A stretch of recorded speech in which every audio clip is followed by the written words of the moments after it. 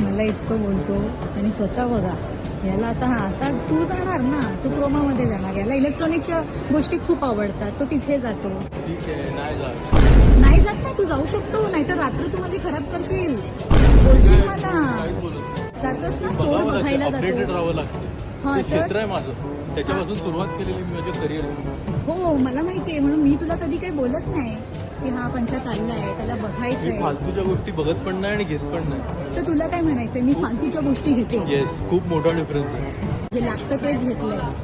मी आता ज्या क्षेत्रामध्ये आहे तिथे मला काही काही वस्तू असतात जे घ्यायचे असतात, घालावे लागतात. बापरे, जसं की डोक्याला मसाज करणारं यंत्र, अरे ते थोडीशी शॉप. कांदा सोलायचं यंत्र, हाताने सोलला जात नाही, लसूण फोडायचं यंत्र, मी नाही घेतलंय. लिंब पिळायची 4 यंत्र. कोणत्या एकच यंत्र आहे आमच्याकडे? एकच यंत्र आपल्याकडे? एकच यंत्र आहे. खरं बोल. खरं म्हणजे हे तुझे डोळे आहेत ना.